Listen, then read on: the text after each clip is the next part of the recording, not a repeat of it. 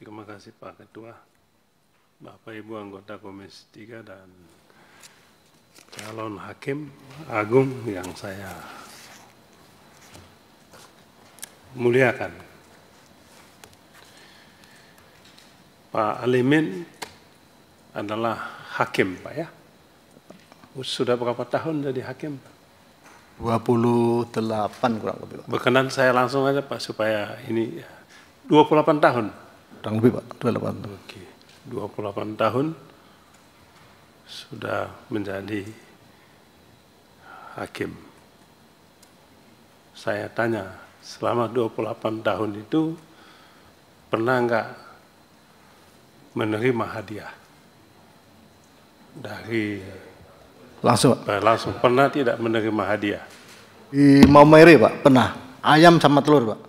Menerima hadiah ayam. Ayam dari setelah putus beberapa waktu kemudian hampir 1 bulan itu datang beri ayam dan telur. Itu Karena, kan maaf, saya boleh ini Bapak sedikit. Salah. Ya, cukup saya tanya pernah atau tidak. Ya. Singkat aja Pak supaya nanti waktunya. Ya, itu di kampung saya karena memang miskin dikasih ayam ya sama telur. Ya. Kalau di Jakarta pernah nggak menerima hadiah? Tidak, Pak. Ya? Tidak. Coba saya telinganya nggak begitu ini. Tidak, Pak. Tidak pernah. Ya. Tidak pernah menerima hadiah. Hadiah. Apakah pernah ada yang menawarkan hadiah? Secara langsung tidak pernah, Pak. Secara tidak langsung pernah. Cuma menyinggung-nyinggung itu. Secara tidak langsung pernah tidak? Saya cuma mengartikan itu apakah iya atau tidak. Jadi Bapak bilang tadi secara langsung tidak pernah, maka secara tidak langsung pernah. orang nyampaikan, Pak. Orang nyampaikan, nawarkan gitu. Ya. Ya, orang itu siapa? Rekan hakim, Pak. Ya? Rekan. Oh, teman hakim. Cuma jadi dari canda gitu, Pak. Teman hakim Bapak Alimin menawarkan ada hadiah. Bercanda. Jadi dia bercanda, cuma saya apakah itu menawarkan atau tidak. Itu bercanda. Nggak usah, saya enggak nanya bercanda atau apa kan. Saya hanya menindaklanjuti apa yang Pak Alimin tanya. Ya. Pernah menerima hadiah, pernah ada yang menawarkan, secara langsung tidak ada. Berarti secara tidak langsung ada. Saya tanya, yang secara tidak langsung itu tadi teman hakim. Ya, sambil canda. Kan saya mau pindah, Pak. Wah, Pak Alimin ini atau untuk sangu aja. Oh, saya enggak. Nah, itu enggak penting lah. Penting yang teman hakim. Teman hakim pernah menawarkan. Ya. Oke, dia menawarkan apa? Hadiah apa? Materi, Pak. Materi. Ya, apa itu? Ya, uang. Ya. Berapa banyak? Ya, enggak sebutkan, Pak. Tidak disebutkan. Tidak disebutkan. Karena saya tidak tanggapi, sudah. Gitu dalam aja. kasus apa? Pra-peradilan. Oh, pra-peradilan berarti kan pidana. Sebentar. Bapak pernah di pengadilan Jakarta Selatan? Jakarta Selatan. Oh, pernah di Jakarta Selatan? Jakarta Selatan, Pak.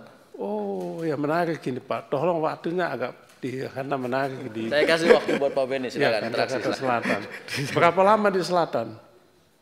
Kurang lebih 2,5 sampai 3 tahun. Oke, kurang lebih tahun berapa? Sebab saya bisa nangkap nanti, kasus ini. Tahun berapa?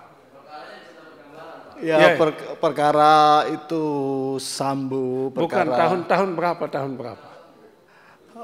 Perkara tahun, saya sudah 2 tahun itu di Kalimantan Selatan, berarti sebelum itu. Anda tadi Sambo, ya? Anda yang menangani Pak Sambo? Salah satunya. Oh, mengadili. Dan yang menjatuhkan hukuman mati. Iya benar. Iya benar. Kami bertiga. Apakah saudara Alimin mendukung hukuman mati? Undang-undang. Saya tidak tanya undang-undang. Ya. Apakah saudara mendukung hukuman mati? Mendukung, Pak. Mendukung hukuman mati. Iya. Oleh karena itu saya memutuskan itu kemarin. Oke. Apa alasan saudara mendukung hukuman mati? Karena tingkat kejahatannya sedemikian rupa, Pak. Bagaimana pengaruhnya juga bisa efeknya terhadap institusi, efeknya terhadap masyarakat pada umumnya juga, dan dilakukan oleh orang-orang yang seharusnya tidak demikian. Kalau kasus narkotika itu... Ya, saya nanya kasus narkotika. Saya tanya, Pak Alimin ini mendukung hukuman mati. Betul kan Pak Alimin? Ya. Dan sudah pernah menjatuhkan hukuman mati? Pernah. Sudah berapa kali? 2 kali. Mengapa saudara menjatuhkan hukuman mati? Itu kan mencabut nyawa orang. Benar, Pak. Itu adalah perenungan yang mendalam juga, Pak. Ya. Perenungan ketika mau menjatuhkan itu kan juga perenungan yang mendalam juga. Apakah saudara mengambil posisi sebagai wakil Tuhan di dunia? Saya memahami itu, Pak. Jadi ketika kasus posisinya itu 10 ton misalkan. Bukan. Jadi Anda ini merasa sebagai wakil Tuhan di dunia. Begitu ya? Benar, Bapak.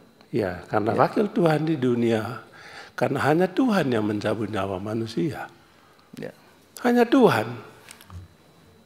Dan Anda mengambil posisi sebagai wakil Tuhan. Atas nama Tuhan, nyawa manusia kau cabut. Begitu kan? Benar, Bapak. Ya, atas nama Tuhan kan mencabut nyawa. Benar, demi keadilan. Betul kan, atas nama Tuhan.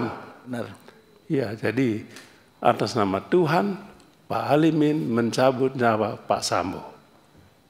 Mungkin saya bisa jelaskan, Pak. Dan saya tidak butuh penjelasan. Baik.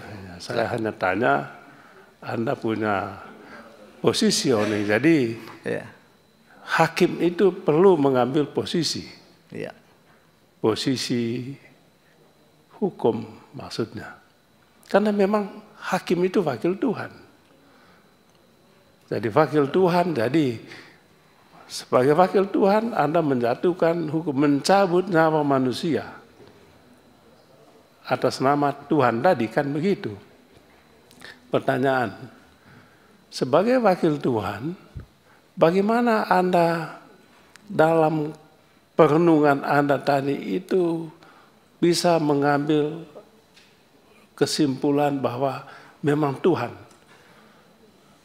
inginnya nyawa orang ini saya cabut? Bagaimana itu? Bagaimana?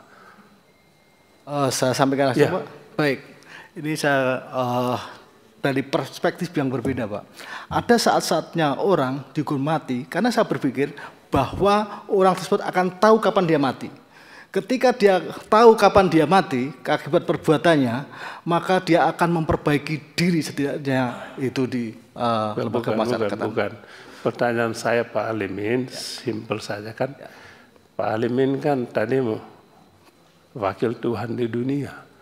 Berarti bagaimana Pak Alimin begitu loh, ketemu dengan Tuhannya, ya kan merasa oh benar ini Tuhan mau ini dan saya jatuhkan putusan, itu yang mau saya tanya begitu. Seperti apa prosesnya itu? Oh, tentu dengan perenungan yang mendalam, Bapak. Perenungan, oke. Doa begitu atau apa? Iya, malam kita kan juga pergulatan batin yang luar biasa juga, Pak. Oke. Ada 2 tadi yang kasus yang Pak Alimin menjatuhkan hukuman mati. Ada 2. Satunya Pak Sambo. Ya. Narkotika, Pak. Satu narkotika, satunya Pak Sambo. Yang kasus narkotika sampai di Mahkamah Agung bagaimana? Ini kan kasusnya ini kan dilakukan oleh bukan saya tanya. Itu sampai kasus yang kasusnya Pak Alimin tangani di Mahkamah Agung di perjalanan ternyata si ini meninggal, Pak. Oh, meninggal. Yang narkotika. Yang meninggal di LP. Oh, yang narkotika. Iya. Yang Pak Sambo di Mahkamah Agung. Mahkamah Agung akhirnya diganti dengan seumur hidup kalau tidak keliru. Seumur hidup ya. Iya. Apabila saudara calon hakim agung Alimin Nandi menangani lagi kasus Pak Sambo di Mahkamah Agung, apakah saudara akan tetap pada pendiriannya menjatuhkan hukuman mati terhadap Pak Sambo? Baik. Sesuai dengan KUHP baru, Pak. KUHP baru. Saya tidak tanya. Ya, khusus. Ya, untuk kasus-kasus yang luar biasa seperti ini. Bukan saya tanya, apakah saudara akan tetap pada pendiriannya menjatuhkan hukuman mati untuk Pak Sambo? Saya tidak berkomentar untuk Pak Sambo. Untuk perkara yang sejenis yang lain seandainya demikian. Bukan saya. Anda kan sudah pernah putuskan dan Anda jatuhkan. Dan Anda nanti menjadi hakim agung kan begitu. Kasus itu juga nanti sampai di meja Bapak, ya kan? Sangat mungkin. Kan apakah kode etiknya tidak boleh, Pak? Hah? Kode etiknya itu hakim tidak boleh menangani suatu perkara di mana di tingkat bawahnya itu pernah menangani kasus tersebut. Oh, itu kode etiknya? Ya. Kalau sudah menangani ini, oke. Ya, tidak diperbolehkan, Pak. Oke, andai kata kalau kode etik ini hakim MK aja bisa melanggar kode etik, ya kan? Mahkamah Agung kan bisa aja langgar kode etik. Apalagi hakim agung. Apabila nanti oke lah, nggak ada etik-etik itu. Ya, Ketua Mahkamah Agung kasih ke Pak Alimin, tolonglah Pak Alimin, tangani lagi kasus Pak Sambo ini, kan gitu. Wajib Bapak tangani, kan gitu. Kan tidak bisa Bapak bilang karena pelanggaran etik. Mekanismenya harus menyampaikan, Pak. Ya, mekanismenya harus menyampaikan. Justru kalau itu menangani malah kita itu putusannya bisa batal. Kalau tetap Pak Alimin dipaksa oleh Ketua Mahkamah Agung untuk menangani kasus itu, menolak Bapak dengan alasan memang tidak bisa kode etiknya. Dan jadi Pak Alimin akan menolak itu. Ya, sesuai dengan kode etik tidak diperkenankan. Oke. Kalaupun tetap dipaksakan Pak Alimin menangani kasus itu, katakanlah tidak ada lagi hakim lain di sana, hanya Pak Alimin yang ada, ya kan? Bagaimana Pak Alimin memutuskannya? Konsekuensinya putusan itu menjadi batal, Pak, masalahnya. Konsekuensinya itu putusan itu harus jadi batal dan akhirnya harus ditunjuk oleh hakim lain yang tidak pernah menangani perkara itu. Oh, karena itu bertentangan dengan kode etik, maka putusan yang Bapak berikan itu batal. Tapi dalam kasus Mahkamah Konstitusi kan tidak batal. Untuk Mahkamah Konstitusi di luar ranah dari Mahkamah Konstitusi kami tidak bisa. Iya, tapi kan dalam kasus di Mahkamah Konstitusi kan tidak batal putusannya, ya kan? Di Mahkamah Agung masa tidak boleh? Ya, oke, itu saja Pak. Terima kasih banyak Pak Alimin, luar biasa. Mudah-mudahan Anda jadi hakim agung ya. Terima kasih, Pak. Terima kasih. Tuhan memberkati Anda. Ya. Terima kasih.